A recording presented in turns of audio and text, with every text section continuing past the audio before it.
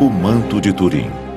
Os fiéis acham que esse é o manto mortuário de Jesus Cristo, mas a datação por carbono diz que é uma fraude.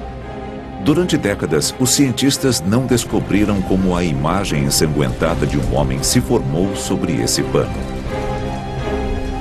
Não é pintura, não é estampa. Não foi criada por nenhuma técnica artística conhecida. Agora uma teoria controversa alega que poderia ser o trabalho de um dos maiores artistas do mundo. O manto de Turim não deve estar numa catedral ou igreja, e sim num museu de ciência.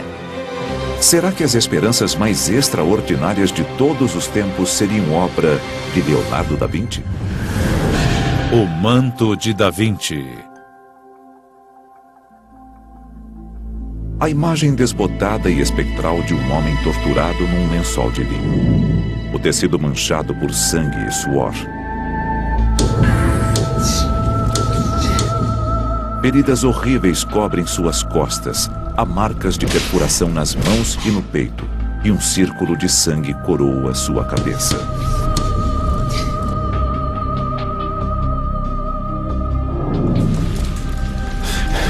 Durante séculos, essa relíquia foi considerada a mortalha de Jesus Cristo, a relíquia mais preciosa do cristianismo. Mas como a imagem se formou no manto tem desconcertado os cientistas há décadas. Saiba que, nos últimos 30 anos, devo ter analisado 50 tentativas diferentes de reprodução do manto. Fazer imagens com as mesmas propriedades químicas e físicas, ninguém jamais conseguiu chegar perto. A ciência não conseguiu resolver esse mistério, apesar de centenas de horas de testes. Eles não conseguiram recriar a imagem do manto de Turim. Quem falsificou essa relíquia preciosa era um mestre nessa arte. Um cientista, um anatomista e inventor. Uma das teorias mais controversas diz que o manto é um trabalho de Leonardo da Vinci. Ele criou a pintura mais famosa do mundo, a Mona Lisa. Mas teria ele também criado essa relíquia sagrada?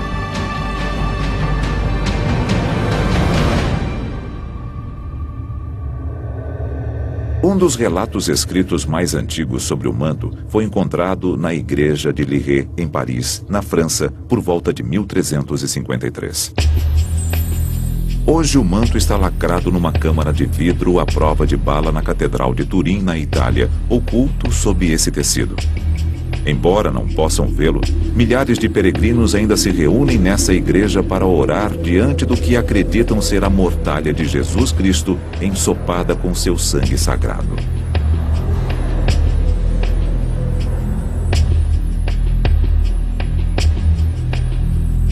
O manto é feito de linho espinha de peixe. Tem 4 metros e 36 centímetros de comprimento por 1 metro e 10 de largura. No centro do manto, medindo pouco menos de 4 metros, está a imagem frontal e dorsal do corpo de um homem. Durante séculos, o linho foi tocado por milhares de mãos, queimado em 2 incêndios e ensopado com água. Apesar dos danos, a imagem em si sobreviveu intacta, embora incrivelmente esmaecida. Quando o contraste é aumentado, vê-se claramente a imagem de um homem. Não obstante décadas de pesquisas, a formação dessa imagem ainda permanece um mistério. Porém, há mais coisas por trás do manto do que vemos a olho nu. Há pouco mais de 1 século, a primeira descoberta importante na pesquisa do manto foi feita através da nova ciência da fotografia. Em 1898, a família Savoy, os donos do manto durante mais de 400 anos, contratou Secondo Pia, um fotógrafo amador, para tirar as primeiras fotografias de sua relíquia sagrada. O que ele descobriu foi totalmente inesperado. Pia deparou-se com um dos maiores mistérios de todos os tempos. Ele abriu os obturadores naquela manhã e, diante dos primeiros negativos do rosto, ele quase deixou cair a placa e escreveu em seu livro que estava diante do rosto do Senhor. Quando o manto é visto como um negativo fotográfico, a imagem detalhada de um homem terrivelmente machucado e coberto de sangue se destaca. A olho nu, parece apenas um grande pedaço de pano com o contorno de um homem nele. Mas se vê-lo no negativo fotográfico, ele adquire vida, é imensamente detalhado. Aparentemente é a imagem de um homem real que foi horrivelmente crucificado. Para os fiéis, a imagem negativa detalhada oferecia mais indícios de que esse era o verdadeiro sudário de Jesus, impregnado com seu sangue sagrado, e prova de que ele morreu e ressuscitou dos mortos. Em 1978, quase 100 anos após a descoberta de Pia, o projeto de pesquisa do manto de Turim, conhecido como STURP, teve permissão da família Savoy para examinar cientificamente o tecido. Mais de 20 dos maiores cientistas mundiais do Laboratório de Propulsão a Jato da NASA de Los Alamos e dos laboratórios Sandia chegaram em Turim, na Itália, para começar a análise detalhada do manto e de sua misteriosa imagem. Barry Schwartz era o fotógrafo oficial da equipe. O objetivo básico do STURP era ir a Turim e tentar determinar como a imagem se formou. A equipe tinha cientistas dedicados e alguns eram homens de fé, outros não. Mas aquilo não envolvia religião, apenas ciência. Durante 5 dias e noites, a equipe examinou o manto e sua imagem esmaecida. As propriedades da imagem do manto o tornam muito singular. Acima de tudo, é sutil demais. Quando estamos bem perto do manto de Turim, é quase impossível identificar o que estamos olhando. O objetivo básico do STURP era descobrir se a imagem do manto era uma pintura. Eles analisaram o tecido com raio-x, luz infravermelha e ultravioleta. Retiraram amostras de fibras e coletaram partículas do tecido. Porém, quanto mais testes faziam, mais misteriosa a imagem se tornava. O bom senso indicava que aquilo devia ser uma pintura. Eu achei que chegaria lá, veria a tinta, as pinceladas e voltaria para casa após uma viagem de graça para a Itália. Após olhá-lo bem de perto por 3 ou 4 minutos, percebi que não era uma pintura. O que quer que fosse, seria um projeto bem mais longo do que eu imaginara. A investigação do STURP achou indícios diminutos de tinta no manto, mas numa quantidade tão pequena que era quase invisível. Se todas as partículas de tinta presentes no manto fossem amontoadas, ainda precisaríamos de um microscópio para vê-las. A equipe também descobriu que a imagem só existia na superfície dos fios de linho. Quando qualquer líquido, como tinta, é aplicado ao tecido, ele sempre penetra nas fibras. É um processo conhecido como ação capilar.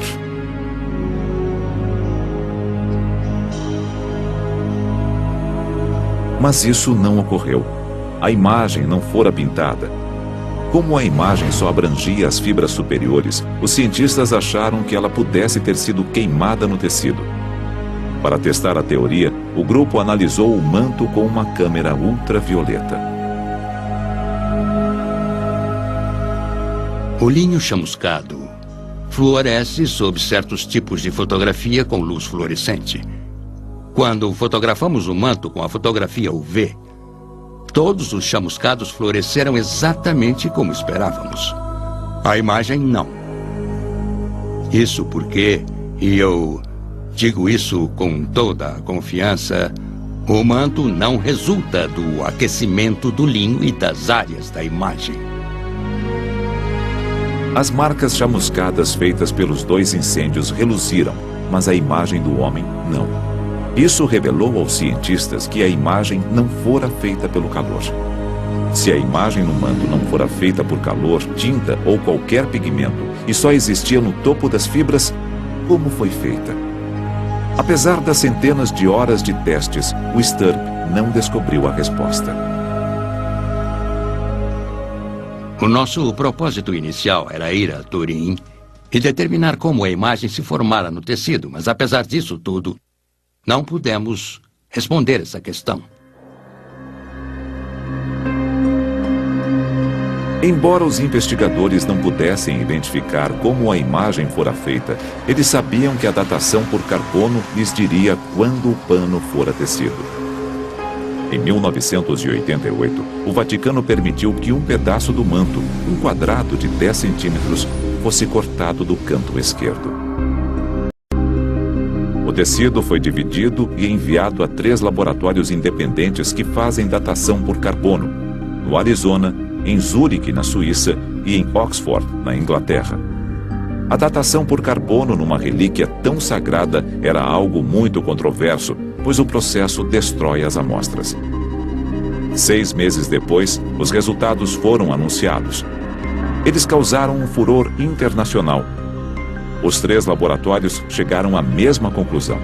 Eles tinham 95% de certeza de que o manto fora feito há mais de 1000 anos após a morte de Jesus, entre 1260 e 1390, o que indicava que o manto de Turim só podia ser uma farsa medieval. Durante décadas, as maiores mentes científicas tentaram recriar a imagem do manto envolvendo corpos de verdade em mortalhas. A antropóloga forense Emily Craig explica que toda vez que tentaram, esbarraram num problema conhecido como distorção óptica. Segundo uma das teorias, o tecido cobria uma pessoa e absorveu o pigmento em toda a sua superfície. Isso não funciona porque as proporções mudam. Se observar esta figura tridimensional, verá que de uma orelha a outra ela tem cerca de 17 centímetros. As proporções estão corretas. Se puser um pedaço de tecido sobre a mesma figura de orelha a orelha e depois medi-lo, verá que tem bem mais de 17 centímetros. Não dá para cobrir um objeto tridimensional com um pedaço de pano e obter proporções corretas. Quando um tecido liso envolve um objeto tridimensional, como uma cabeça humana, a imagem transferida ao pano fica sempre distorcida.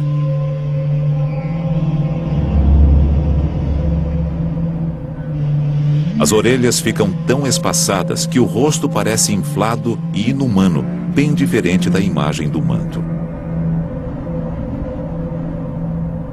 Alguns cientistas argumentam que uma coluna de gás escapou do cadáver e projetou uma imagem sobre o tecido.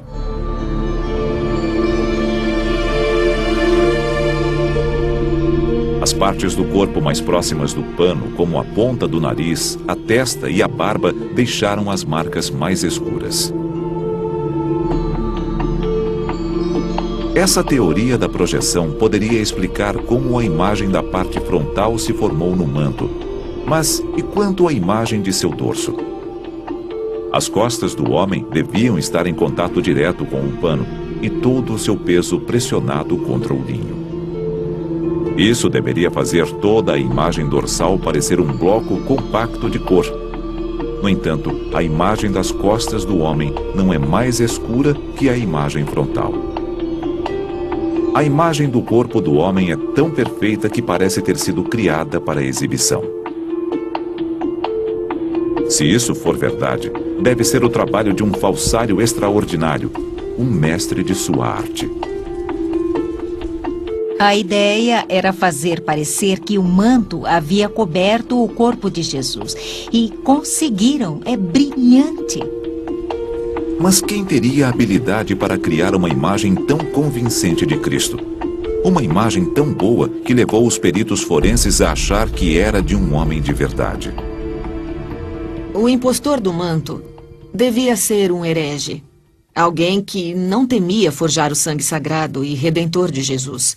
Devia entender de anatomia e dispor de uma tecnologia que ludibriaria completamente todo mundo até o século XX. Uma teoria controversa da escritora Lynn Picknett e do historiador Clive Prince argumenta que todas as pistas apontam para Leonardo da Vinci, um dos maiores artistas que já existiu. Um homem que se recusava a seguir as regras da igreja cristã e cujo estilo de vida ofendia a sociedade. Leonardo não queria criar nada que pudesse ser exposto como uma pintura, um desenho ou algo tingido no tecido. Queria apresentar algo que parecesse miraculoso. Será que o grande artista e herege arriscou sua vida forjando uma das relíquias religiosas mais importantes de todos os tempos? O manto de Turim é a relíquia mais famosa e misteriosa do mundo e quase certamente uma farsa medieval. Quem fez essa imagem era um artista habilidoso. Mas seria obra de Leonardo da Vinci? Da Vinci nasceu na Itália no século XV. Ele criou algumas das pinturas mais valiosas do mundo, inclusive a Mona Lisa e a Santa Ceia. Leonardo era engenheiro, inventor, anatomista e desbravou nossos conhecimentos sobre ótica. Ele estava na vanguarda da revolução nas artes e na ciência, conhecida como Renascença. Leonardo tinha uma mente extraordinariamente moderna e se via como alguém que estava moldando o futuro. Mas teria habilidade para criar essa imagem realista de um homem torturado e crucificado, usando uma técnica que os cientistas ainda não conseguiram desvendar? O segredo do sucesso de Leonardo estava no uso da observação direta. Da Vinci acreditava que para captar de fato a imagem de um tema, era preciso dissecá-lo. Leonardo queria entender como o corpo humano anda, enxerga e se comporta. Ele pensava, e se eu remover a pele e ver os músculos? Entender o tamanho dos músculos, o local dos músculos e como se movem. No porão úmido de um hospital de Florença, Da Vinci dissecava secretamente os mortos. Ele os desmembrava pedaço após pedaço, enquanto tentava descobrir os segredos mais profundos do corpo humano. Leonardo foi o primeiro artista que fez dissecações em corpos. É incrível. Anteriormente, na Renascença, houve gente interessada no corpo humano, mas ninguém pensou em fazer dissecações. Da Vinci removia os órgãos internos e fazia esboços detalhados de músculos e tecidos. Depois, escrevia uma série de regras sobre a anatomia humana. Ele também criou um sistema de proporções que lhe permitia desenhar o rosto perfeito. Seus experimentos com cadáveres lhe deu um conhecimento incomparável sobre anatomia, bem mais amplo que o de muitos cirurgiões da época. Também lhe deu raro acesso a corpos fraturados e ao sangue, os materiais necessários para criar uma imagem realista de tortura e crucificação igual à do manto. Num de seus cadernos, escrito por volta de 1490, ele menciona ter tomado emprestado de alguém uma amostra de osso que havia sido perfurado por um prego. Só há uma razão para seu interesse nisso. Ele estudava a anatomia da crucificação. Da Vinci tinha habilidade para criar essa imagem realista. Mas por que se arriscaria à condenação eterna, forjando uma relíquia religiosa tão importante, o sudário de Cristo? A resposta é que Da Vinci não era um cristão devoto. Era um homem de ciência, não de religião. Leonardo recusava-se a respeitar as regras severas da igreja. Ele trabalhava no dia de descanso, era vegetariano, interessava-se por alquimia. Todas essas condutas tornavam-no um herege perante a igreja conservadora. A fé no sangue redentor de Jesus não lhe causava problemas, porque ele não acreditava que seria amaldiçoado por isso. A motivação de Da Vinci não se deveu apenas à heresia. Larissa Tracy, especialista em Idade Média, acredita que patronos ricos encomendaram a Leonardo a falsificação da relíquia sagrada. Uma relíquia como a mortalha daria à família que a possuísse grande status político e religioso. Geraria renda em sua igreja porque os peregrinos se amontoariam para vê-la. O sudário de Turim não é a primeira falsificação da mortalha de Cristo. O registro mais antigo do manto de Turim remonta a Liré, na França, em 1353. Mas esse sudário tinha uma aparência bem diferente daquele que existe atualmente. Ele pertencia aos de Charnay, descendentes dos banidos cavaleiros templários e uma das famílias nobres mais antigas da França. multidões enormes reuniam-se para ver a relíquia sagrada. O sudário trouxe grande riqueza aos Descharnais até o século XIV, quando foi denunciado como uma pintura bem óbvia e ruim. Em 1389, o bispo Darcias escreve uma carta ao Papa Clemente VII, queixando-se do manto, uma falsa relíquia que estava sendo exibida numa igreja vizinha. Ele se queixa que seu predecessor havia sido ludibriado e acreditou numa farsa. Descobriu que já era uma fraude há 30 anos. Sua maior queixa era que esse manto estava atraindo pessoas, peregrinos e dinheiro a uma pequena igreja local. Ele queria que o Papa acabasse com isso. Em 1453, Luís de Savoy, líder da família mais poderosa da Itália, comprou o manto desacreditado dos Descharnais. Nos 50 anos seguintes, raramente ele foi visto. Em algum ponto no decorrer das décadas, o sudário passou por uma transformação aparentemente miraculosa.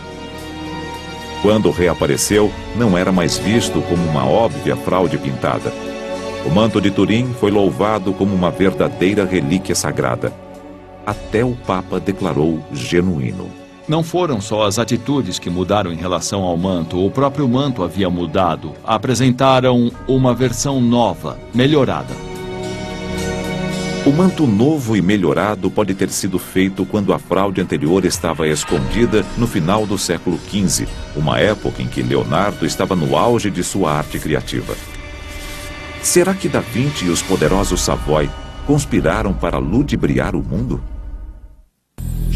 O manto de Turim é a relíquia mais famosa do mundo cristão.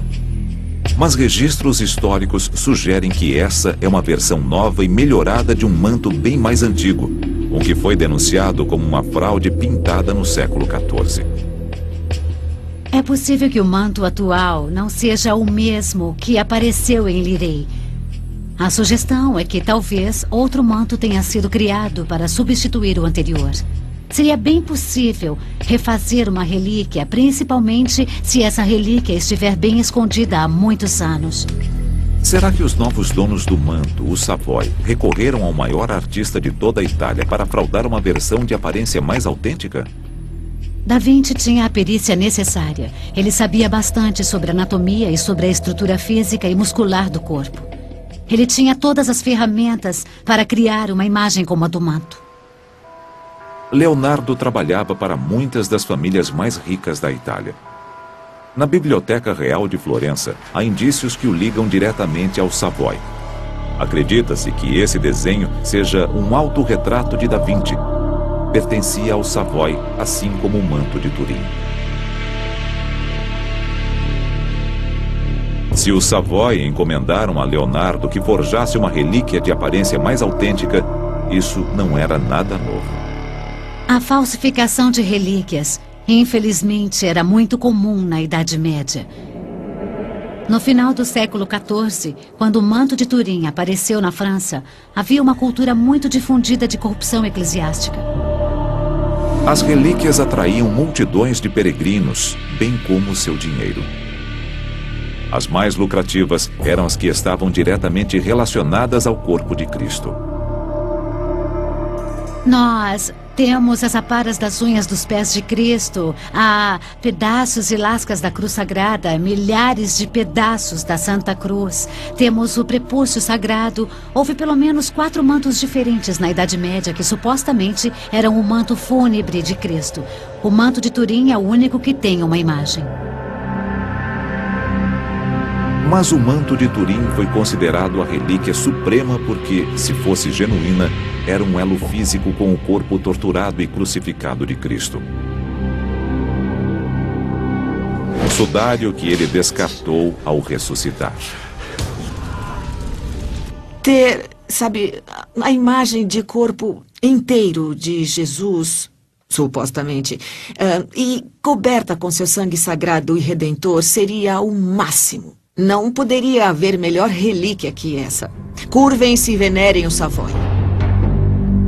Não há nenhum relato escrito que prove que Da Vinci criou o manto de Turim. Ele não escreveu sobre isso em nenhum de seus cadernos, mas ele também nunca escreveu sobre a Mona Lisa. Se Da Vinci aceitou a encomenda do Savoy, ele foi obrigado a trabalhar em completo segredo. Quando uma relíquia era falsificada, a identidade do artista jamais era revelada. Provavelmente jamais admitiram que a relíquia era uma fraude, porque era perigoso admitir como falsa uma relíquia pela qual as pessoas tinham devoção. Há um problema com a teoria de Da Vinci. A datação por carbono diz que o pano do manto foi tecido entre 1260 e 1390. Mas Leonardo só nasceu em 1452, mais de 60 anos depois. Embora o tecido possa ser datado pelo carbono, é impossível os cientistas datarem a imagem em si.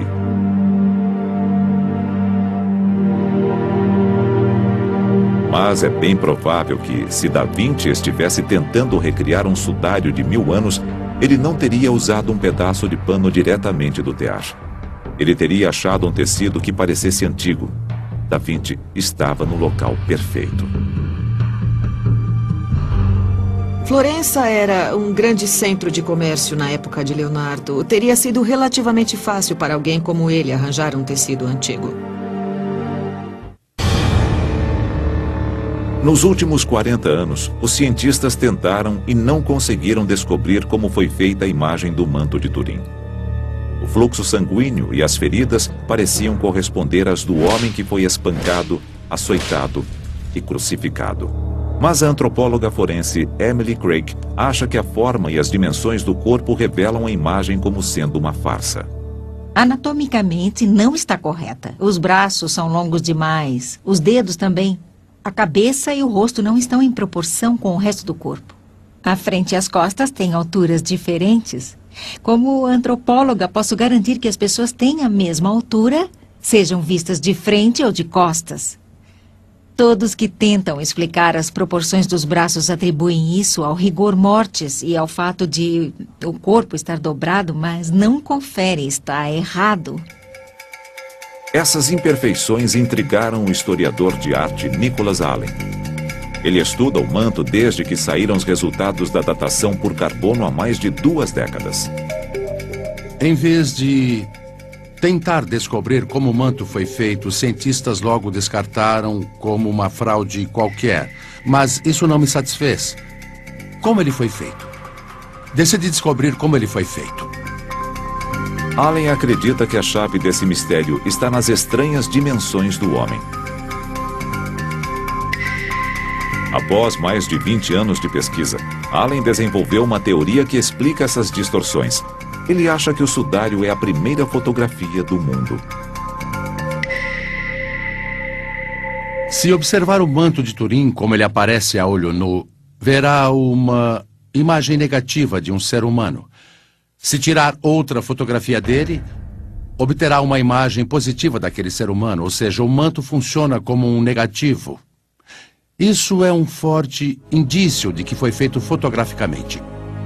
Essa imagem de uma construção rural é considerada uma das primeiras fotografias do mundo. Foi tirada em 1825. Mas seria o manto de Turim um exemplo bem mais remoto de uma fotografia? Embora a câmera só tenha sido inventada no século XIX, o dispositivo óptico que a antecedeu, a câmera obscura, já existia desde 400 a.C.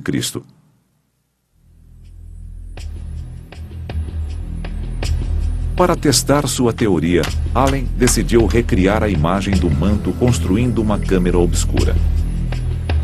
Allen pendurou um boneco representando um corpo humano em tamanho real do lado de fora de uma estrutura. Do lado de dentro, ele escureceu um cômodo e na parede colocou uma lente de cristal redonda. Allen esticou um pedaço de tecido sobre uma moldura. O tecido foi embebido em sulfato de prata, ficando sensível à luz, assim como um filme fotográfico. Todos os materiais usados por Allen eram facilmente encontrados na Itália do século XV, época em que Da Vinci estava no auge de sua capacidade criativa. Assim que a lente é descoberta, A luz penetra no recinto e projeta uma imagem de cabeça para baixo, fotograficamente perfeita, do corpo sobre o linho. Funciona exatamente como uma câmera fotográfica, só que, em vez de a imagem ser projetada sobre um filme, ela atinge o linho sensível à luz. O sulfato de prata no tecido reage com os raios ultravioleta e começa a mudar de cor.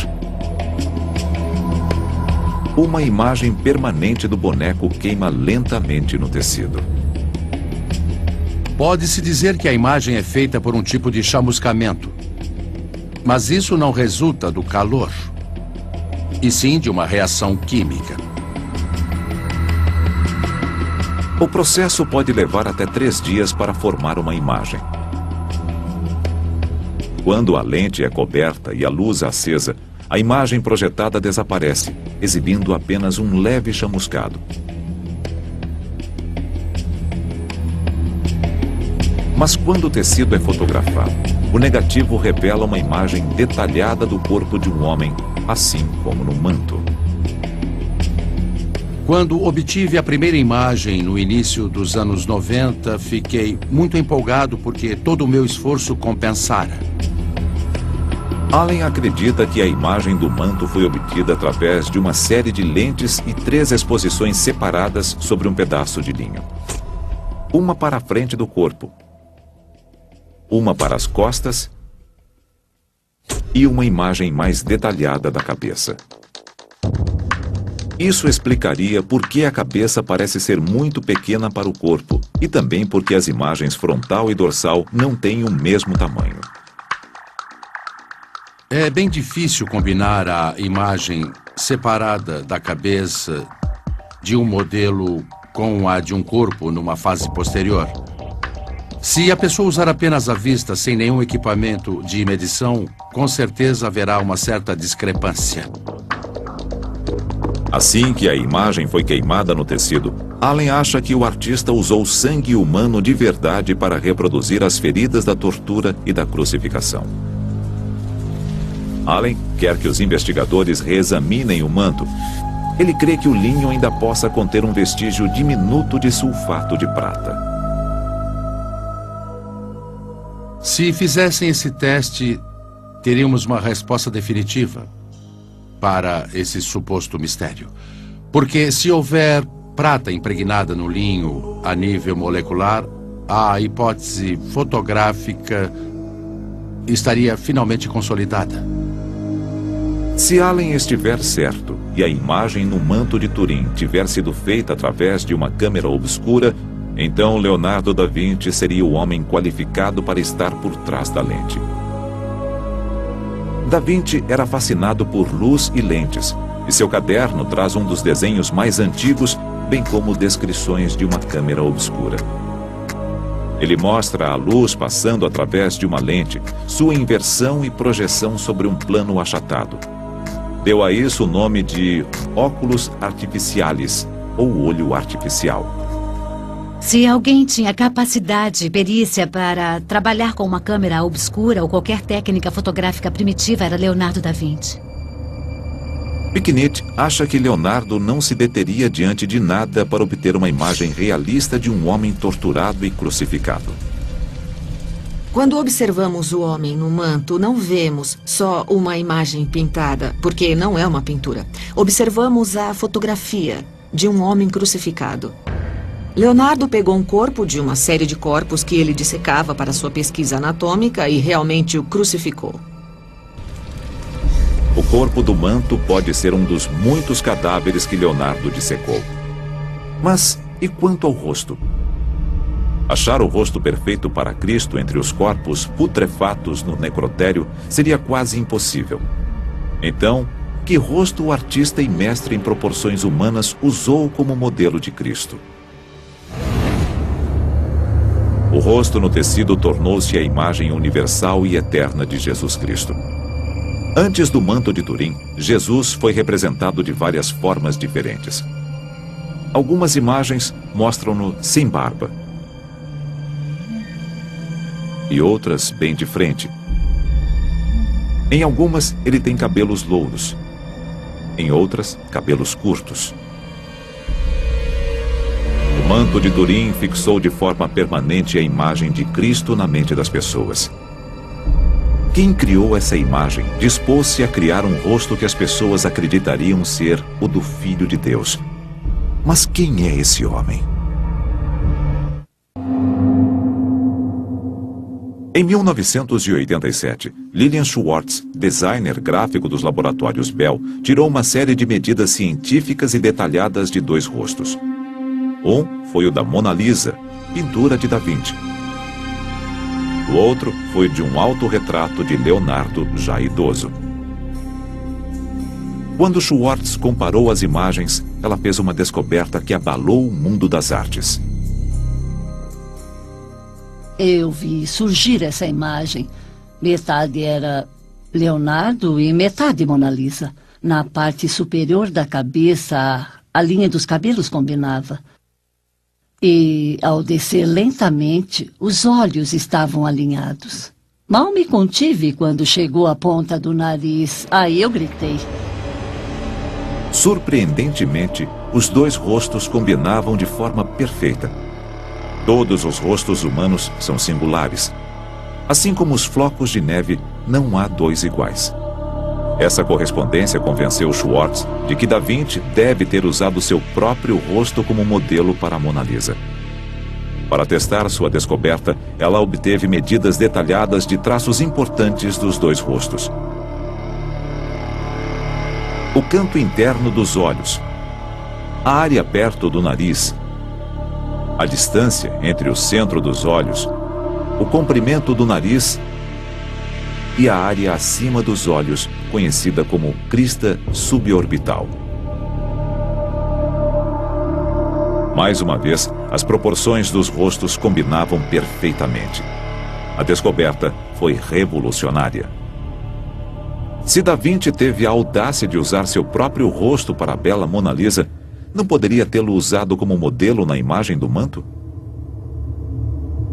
Quando me pediram para fazer uma análise entre Leonardo e o manto, rejeitei a ideia. Disse que as proporções não se encaixariam de modo algum. Não havia qualquer ligação. Schwartz digitalizou o autorretrato de Da Vinci no computador e o comparou com a imagem do manto. Mas o ângulo dos 2 rostos era tão diferente que era impossível comparar. Percebi que não poderia fazer essa análise porque os rostos deveriam estar voltados para a mesma direção. Mas em janeiro de 2009, Schwartz começou a analisar um desenho diferente de Da Vinci.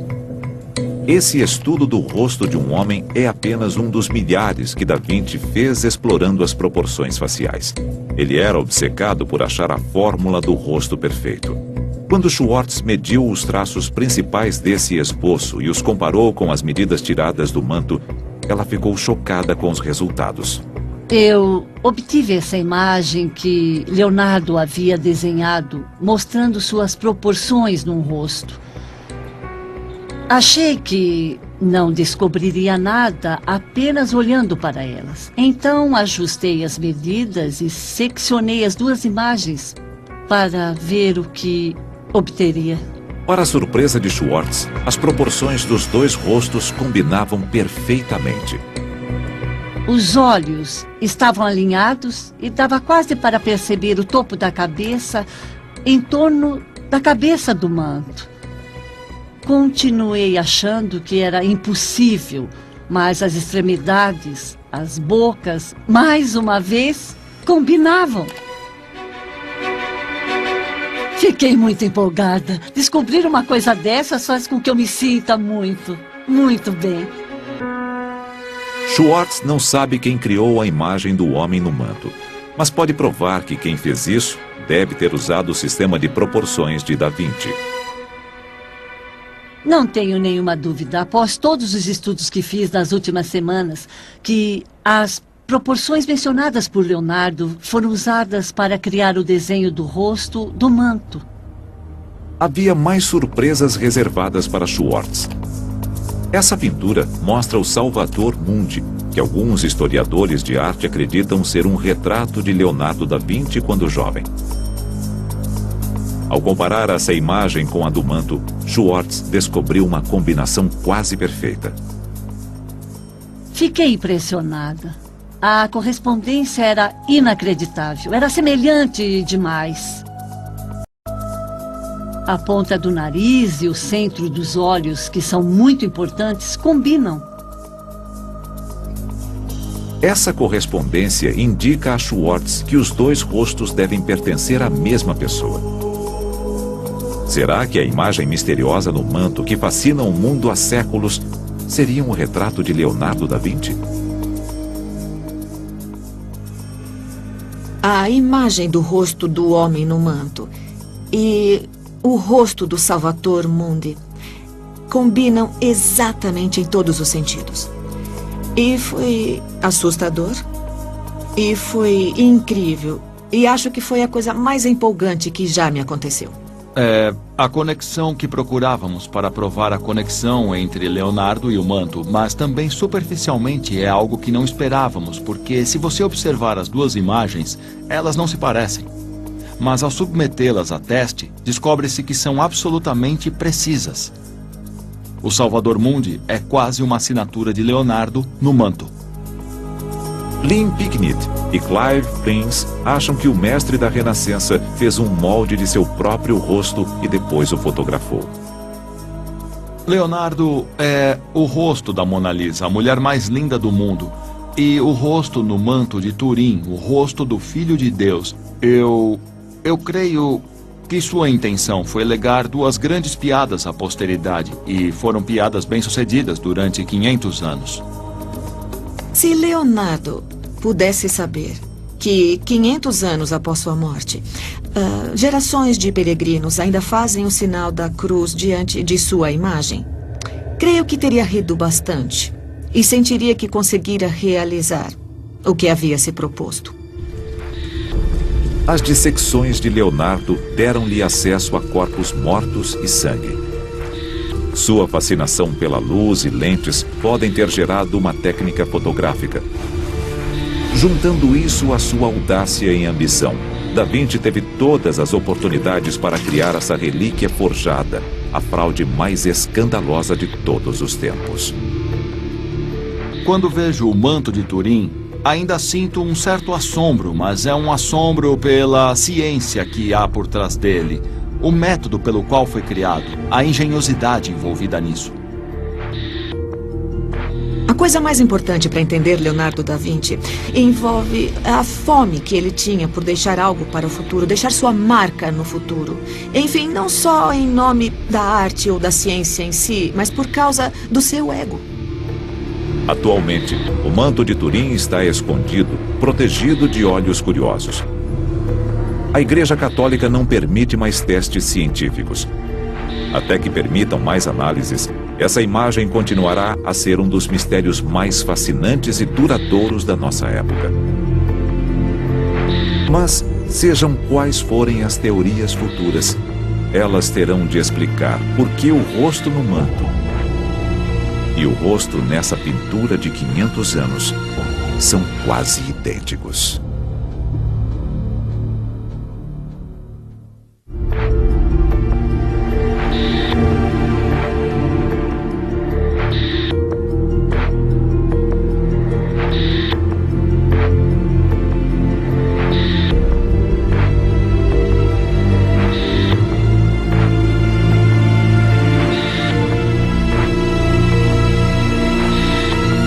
Versão brasileira, DPN Santos.